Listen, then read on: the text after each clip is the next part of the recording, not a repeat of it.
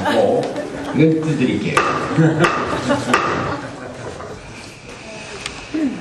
자, 어제 민주당의 경선 룰이 확정이 됐고, 민주진보진영은 단일화 경선에 하기로 합의를 했습니다. 서로 양보하고 결단한 결과입니다. 저희가 통합 후보를 만들겠다고 하는 그런 절차가 이제 본격적으로 시작된 겁니다. 이것으로서 범민주진보 진영은 서울시장 선거 승리를 향해서 또다시 한 발자국 앞으로 전진하게 되었습니다. 앞으로 각 당은 후보를 내는 당은 자체 경선 등을 통해서 당의 후보를 선출한 뒤에 단일화 경선을 치르게 됩니다. 그 과정을 통해서 이기는 단일 후보를 만들어서 서울시장 선거에 승리하고 또 그 바탕으로 총선, 대선 승리의 길로 나가게 된 것입니다. 어제 대통령과의 대화가 있었습니다. 오전에 정부 여당에서 발표를 했습니다만 추가 감세 철회가 있었고 1조 5천억 등록금 지원을 결정을 했습니다. 늦었지만 잘한 일입니다. 이 문제는 그것만으로는 부족합니다. 근본적인 감세 철회와 대기업 투자 중심 경제정책 기조를 전환해야 합니다. 그리고 반값 등록금 약속도 지켜야 합니다. 대통령과의 대화에서 대통령은 웃었지만 국민들은 또다시 상처를 입었습니다. 국민들은 대통령이 나서서 따뜻한 위로를 해주기를 바랬고 또 국민과 함께 진정으로 민생을 함께 걱정하는 자리가 될 것을 기대했습니다. 그러나 국민들을 위로하고 또 대기업 중심 정책에 대해서 반성도 좀 하고 그랬으면 좋았을 텐데 그런 것이 없이 자기 성찰, 자기 반성이 없이 아직도 물가 민생 문제를 남이 탓, 세계 경제 탓으로 돌리고 있는 데 대해서 또 한 번 실망하지 않을 수가 없었습니다. 남북 문제 등에 대해서도 왜 말 한마디 없고 해서 좀 실망이 있었습니다. 한 가지 짚고 넘어갈 점, 서울시장 선거 자질과 관련한 대통령의 발언은 대단히 부적절했습니다. 행정 경험을 언급하고 이런 것들이 국민들에게 어떠한 신호가 될지 대통령은 신중해야 할 것입니다. 대통령이 서울시장 선거에 이런 식으로 개입한다고 하는 이런 인상을 주면은 대통령 자리에 대한 국민의 존경, 존중 여기에 많이 훼손이 될 겁니다. 특별히 이번 서울시장 선거의 중요성을 감안해서 대통령은 신중하게 이 문제에 접근해 주시기 바랍니다. 내일부터 추석 연휴인데 참 더도 말고 덜도 말고 한가위만 같아라 하는 말을 우리가 더 할 수 있을지 모르겠습니다. 그럼에도 불구하고 고향을 찾는 국민 여러분들, 식구 가족들과 좋은 시간을 가지시고 내일의 희망을 함께 나누어 주시면 좋겠습니다. 한 가지 이번 추석에 1천만 이상 가족이 좀 함께 자리를 할 수 있었으면 좋겠는데 그게 안 되고 있는데 정부는 인도주의적인 차원에서 이산가족 성공을 위한 필요한 노력, 이번 추석을 계기로 해서라도 늦었지만 다시 적극적으로 추진해 주기 바랍니다. 이상입니다. 다음은 김진표 원내대표님 말씀이 있겠습니다. 오늘 국회 본회의에서 조용한 헌법재판관의 임명 동의안이 처리될 계획입니다. 민주당은 사회적 약자와 서민들의 목소리를 헌법재판소 판결에 반영하기 위해서 재야 인권변호사 출신의 조용환 후보자를 추천했습니다. 현재 판검사 1색인 헌법재판소에 최소한 순수한 재야 출신 한 명은 있어야만 소외된 사람들의 목소리를 최소한이라도 대변할 수 있는 것 아니냐는 그런 뜻이었습니다. 이 야당의 헌법재판소 재판관 9명 중에 1명의 추천권을 준 것은 특정 세력의 헌법 해석에 독점을 막고 국민의 다양한 뜻을 반영한다는 그런 헌법 정신에 따라서 부여된 것이라고 생각됩니다. 이런 점에서 우리 야당이 추천한 후보자가 혹시 한나라당 의원들의 정서에 다소 맞지 않는다 할지라도 우리 야당도 그동안 한나라당이 추천한 헌법재판관이나 대법관이나 이런 분들이 우리와 좀 뜻이 안 맞는 경우에도 여야 간의 국회 운영의 원만한 또 정치적인 신뢰를 지키기 위해서 협조해 주었습니다. 그런데 한나라당의 몇몇 의원들이 조용환 후보자가 청문회 과정에서 천안함 사건이 북한 소행이라고 하는 사실을 보지 않아서 확신할 수 없다고 언론이 잘못 보도한 그것을 이유로 조용환 변호사를 비판하고 동의하지 않는다는 기류가 있는 것 같습니다만은 그러나 속기록을 명확하게 확인해 보면 조용환 후보자는 한 번도 그런 이야기를 한 적이 없습니다. 그것은 질문한 박선영 의원이 질문 속에서 박선영 의원이 묻고 자기 나름대로 규정 지은 것이지 조용환 후보자는 천안함 사태가 북한 소행이라고 하는 정부 발표를 믿는다고 여러 차례 일관되게 이야기했던 것입니다. 이와 관련해서 여야 모든 의원들에게 속기록을 첨부한 친절 편지를 제 이름으로 보냈습니다. 사실관계가 이제 분명해진 만큼 조용한 후보자 임명 동의안 처리에 한나라당 의원들이 협조해 줄 것을 기대합니다. 정부와 여당이 추석을 앞두고 추가 감세를 처리한다. 등록금 대책을 내놓는다. 연일 선심성 대책을 쏟아놓고 있는데 모두가 다 소빈 강경입니다.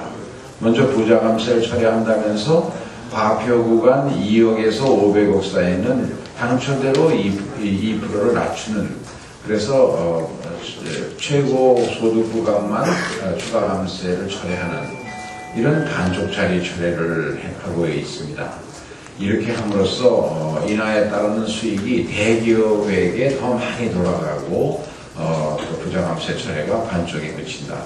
그리고 어제 발표한 등록금 대책도 1조 5천억 원의 재정을 투자해서 장학금을 늘려준다는 것인데 세계적으로 비싼 대학 등록금을 명문 등록금 자체를 내려달라고 하는 대학생들의 전류에 대해서는 외면하고 있습니다. 그것은 대학이 자구 노력을 통해서 조성한 7,500억으로 해결해라 하는 이야기인데 이것은 너무나 무책임하고 한마디로 생색내기용이라고 아니할 수 없고 10월 26일 재보선을 앞두고 초조한 나머지 현 정부나 한나라당이 임시 방편, 땜질식 처방만 허겁지겁 내놓고 있습니다만은 우리 민주당은 등록금 인하 문제를 해결하기 위한 여야 6인 소위에서 민주당을 중심으로 야사당이 모두 공감하는 등록금 인하 계획을 관철시키기 위해서 더욱 적극적으로 노력할 것이라는 점을 말씀드립니다.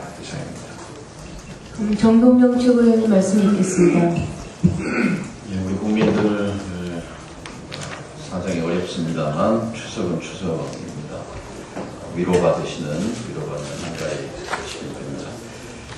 특히 지금 추석 앞두고 오늘 247일째 크레인 위에서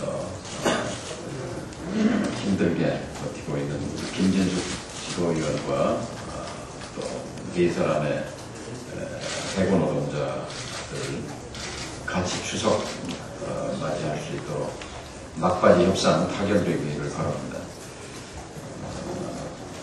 청문회 때 조남호 회장이 3년 뒤에 경영이 호전되면 복직하겠다고 했는데 그 협상 하면서 2년 6개월로, 최근에는 2년으로 조금씩 앞당기긴 합니다만, 정부를 대표한 노사협력관이 제안한 실업보험 급여가 끝나면 93명을 복직하는 중재안을 내놓았는데 합리적인 아니라고 생각합니다. 대승제가 결단을 내려서 아버지가 크레인 위에 올라가 있고 그 아이들이 길 밖에 크레인을 올려다보면서 길거리에서 추석날 아침을 맞이하지 않도록 오늘 추석을 앞두고 이 문제 해결되길 합니다.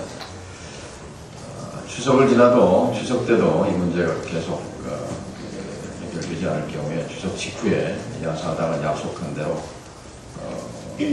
국정감사 및 조사에 관한 법률 3조에 따라서 제적의원 4분의 1, 75명 이상의 의원님들 서명을 받아서 국정조사권을 발의할 것입니다. 제주 강정 해군 기지 이중협약서, 이중계약서 작성은 원래 무효입니다.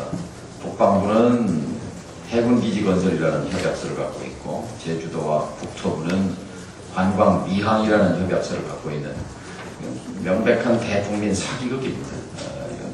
원천 무효고 하자가 있고 또 최근에 국회 예결 소위가 현장 조사를 하고 왔는데 그 다음날 어제죠. 바로 포크레인을 동원해서 브럼비바위를 깨는 이런 국회 무시, 국회를 능멸한 거죠. 있을 수 없다고 봅니다. 또 최근에 발굴된 7,000년 전 청동기 시절의 유구 매장문화재법에 따라서 다른 사례는 다 즉각 공사 중단이 됐던 그런 사례입니다.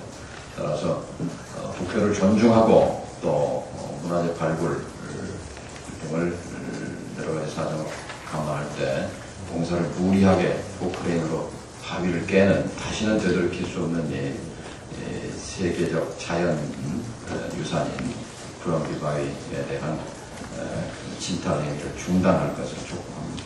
이상입니다. 정세균 최고위원님 말씀 있겠습니다. 한나라당이 국정감사에서 서울시를 빼자 이렇게 주장을 하고 있습니다. 잘못을 좀 숨겨서 서울시장 선거에서 심판을 모면하려고 하는 억지다. 서울시 국정감사 빠져야 될 이유가 하나도 없습니다. 지난 17년간 한 차례도 빠진 적이 없고 수도이자 전국 최대 지자체고 인구가 1,000만 명이 넘고 예산이 20조입니다. 피감기관들이 기관장이 공석이든 해외 출장이든 없는 경우가 많았지만 국정감사는 다 치렀습니다. 권한대행하는 부시장이 있는데 서울시를 뺀다고 하는 것은 말도 안 되는 핑계입니다. 특별히 이번에 서울시는 반드시 국정감사를 해야 될 이유가 있습니다. 첫째는 여름 폭우에 강남이 물에 잠기고 우면산 산사태가 발생하고 재난대책 감사 꼭 하지 않으면 안 될 상황입니다. 감사원이 지난 6월 한강 르네상스 사업의 타당성도 경제성도 없다고 밝혔는데 이 사업의 잘잘못도 반드시 짚고 넘어가야 될 것입니다. 이 밖에도 서해 뱃길 사업이나 한강예술섬, 세빛둥둥섬, 요트나루 사업 등 반드시 시민들이 진실을 알아야 될 사안들이 매우 많습니다. 서울시장 선거와 서울시 국정감사는 별개입니다. 한나라당이 부차한 핑계로 국정감사를 방해해서는 안 될 것입니다. 그러면 그럴수록 잘못을 덮고 가리려고 안간힘 쓰는 것으로 비춰집니다. 한나라당 서울시 국감을 피하려고 들지 말고 당당하게 임하는 것이 시민에 대한 도리일 것입니다. 이명박 대통령의 추석맞이 국민과의 대화에서 이 대통령은 안철수 현상을 정치권의 변화를 요구하는 민심으로 해석을 하셨는데 물론 정치권에 큰 충격이고 성찰이 필요합니다. 각성하고 변화하기 위한 노력이 절실하다는 것을 통감합니다. 그렇다고 이명박 대통령까지 나서서 정치권 변화 말할 자격이 있는가? 적어도 이명박 대통령은 그렇게 말씀하실 자격이 없습니다. 이명박 대통령은 엠비나믹스를 포기해야 할 정도로 완전한 국정에 실패하고 있는 상황입니다. 국민들이 부적격 판정을 내렸는데도 불구하고 임기 말에 여전히 특정 지역 일색의 5기 검찰 인사를 강행을 했습니다. 이 대통령께서 지금까지 해온 것을 보면 스스로 변한 건 하나도 없고 버틸 때까지 버티다가 더 이상 버티지 못할 때 항복한 게 전부입니다. 엊그제 부자감세를 중단하는 것도 그런 경우지요. 이명박 대통령 3년 10개월 전하고 지금하고 힘이 빠진 것 빼고는 변화한 것이 아무것도 없습니다. 정치권 변화 요구하는 민심 뼈저립니다. 그래서 저부터 더욱 변화하기 위한 노력해야 되겠다고 하는 각오를 하고 있습니다. 그런데 정치권 못지않게 변화해야 할 사람은 바로 이명박 대통령입니다. 사돈 낱말하듯 하지 마시고 이명박 대통령 먼저 국민과 소통하는 법부터 배워야 할 것입니다. 이상입니다. 다음 이인영 최고위원님 말씀을 듣겠습니다. 근데 의원총회가 예정되어 있습니다. 하지 말라고.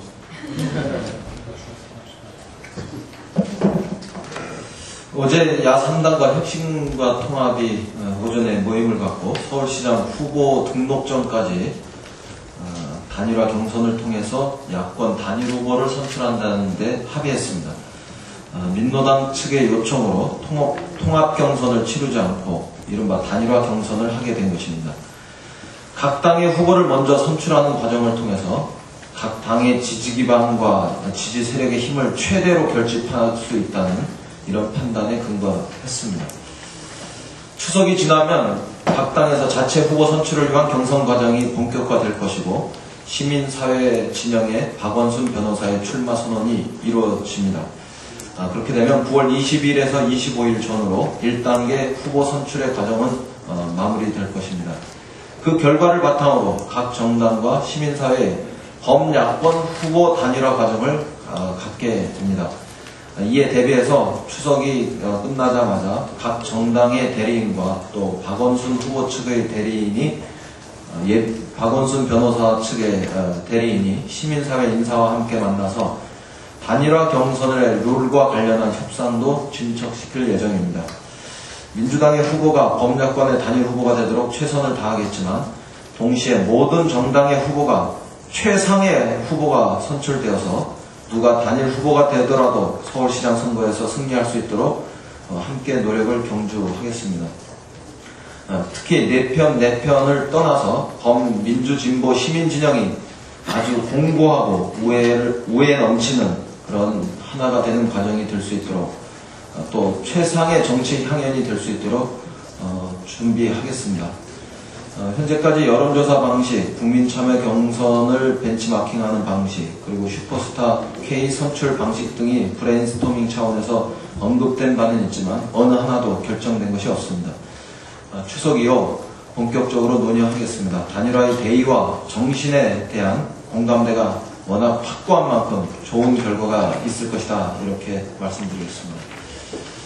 오늘 박노현 교육감의 구속 여부가 결정됩니다. 어제 검찰이 박 교육감에 대해서 낙선될 사람이 후보 매수를 통해서 당선됐다고 이런 비난이 있었습니다.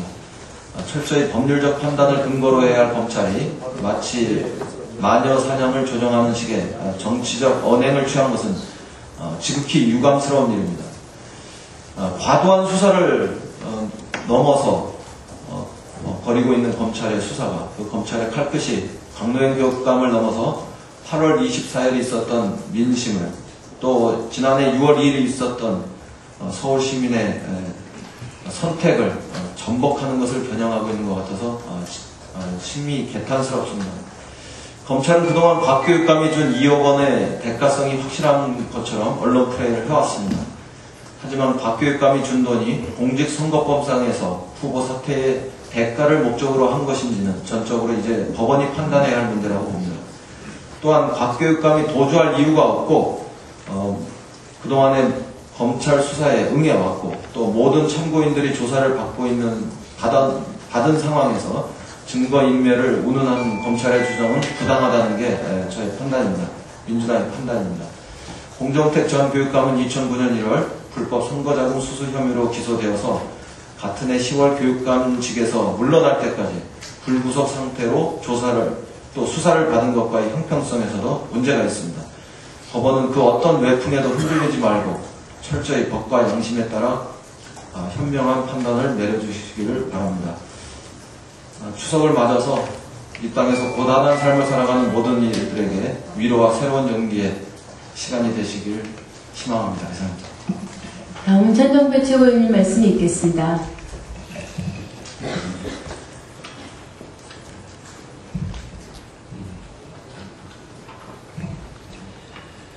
저는 오늘 서울시장 예비후보 등록을 마치고 서울시민 여러분과 당원 동지들 속으로 들어가고자 합니다.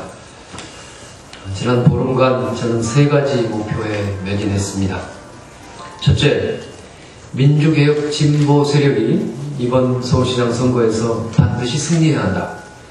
둘째, 민주개혁 진보 세력의 맏형인 우리 민주당이 반드시 후보를 내야 한다. 셋째, 민주당이 후보를 내는 과정은 과거 그 어떤 경선보다도 민주적이어야 한다. 이 3가지 목표를 이루기 위해 노력하는 과정에서 민주개혁 진보 세력의 승리를 간절히 염원하는 국민 여러분, 그리고 손학규 대표님을 비롯한 당원 동지 여러분께 본뜻은 아니었습니다만 심려를 끼쳐드렸습니다. 여러분께 행복한 정치를 보여드리고 희망의 정치를 책임져야 하는 정치인으로서 또 당의 최고위원으로서 뜻을 피려가는 과정에서 일어난 일들에 대해 송구스럽게 생각합니다.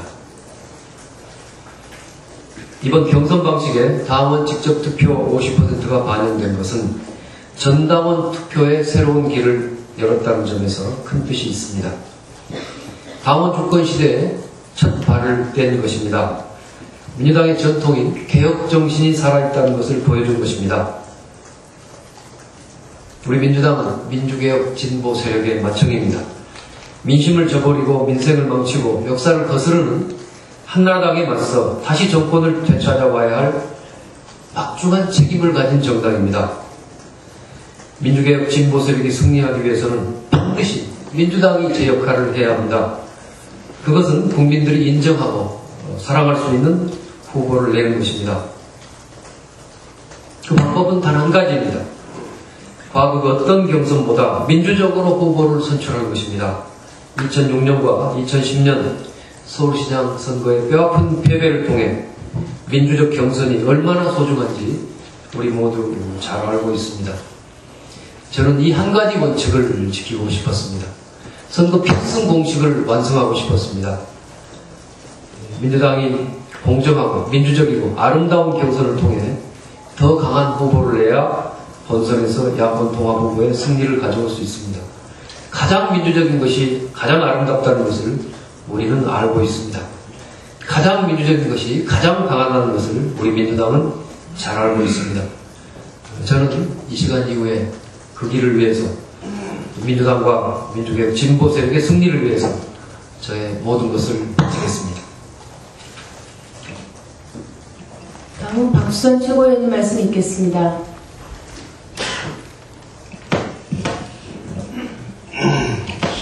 지금 서울시장 선거와 관련해서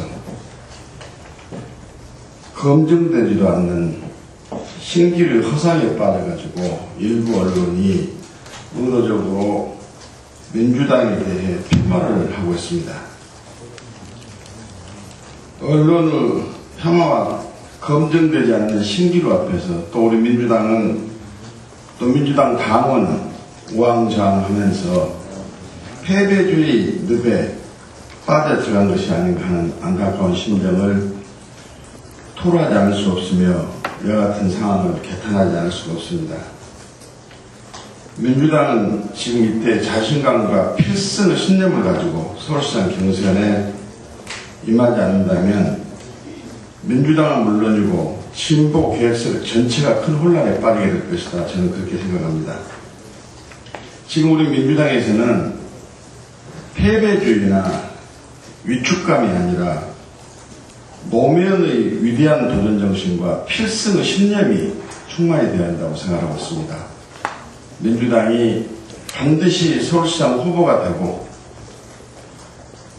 단일 후보가 되고 또 그렇게 해서 본선에서 승리하는 그런 자세를 가지고 각오와 결의를 해야 한다고 생각합니다. 이번에 실시되는 민주당 서울시장 경선이 민주당 수권 능력을 국민에게 보여주는 감동 드라마가 될 수 있도록 그렇게 해서 이 여세를 몰아서 민주당이 10월 26일 서울시장 선거에서 필승할 수 있도록 당원 동지의 모든 역량을 총결집하고 지혜를 모아야 할 때다. 우리는 이길 수 있고 반드시 승리한다 하는 자신감을 다시 한번 호소합니다. 이상입니다. 다음 조배석 최고위원님 말씀 읽겠습니다.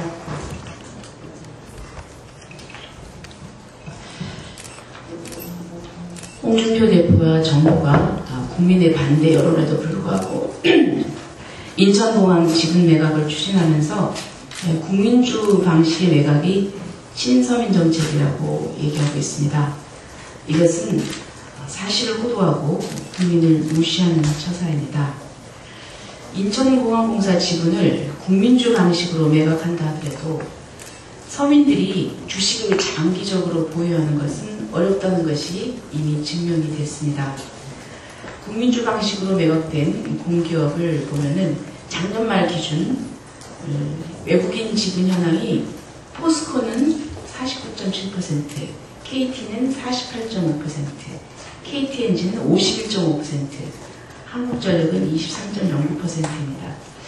국민주 매각은 결과적으로 외국 지분과 재벌 소유 기관 투자자들의 덩치만 늘려준 것입니다. 친재벌, 부자, 반서민의 정부와 여당의 정체성이 그대로 드러나는 대목입니다. 부자 감세 정책으로 위기에 몰린 정부가 인천공항을 팔아서 재정 손실을 충당하려는 음모가 아니라면 정부와 여당은 이 인천공항 국민주 매각 추진을 전면적으로 백지해 주시기 바랍니다. 지금 추석을 앞두고 정말 물가가 정말 엄청나게 뛰었습니다. 주부들은 장보기가 겁이 난다고 합니다. 어제 대통령이 그 담화에서 물가는 정말 방법이 없다 이런 얘기를 했습니다. 그 국제유가가 올랐고 기상이변 등으로 어쩔 수 없는 상황이다. 근데 저는 정말 이렇게 무책임할까.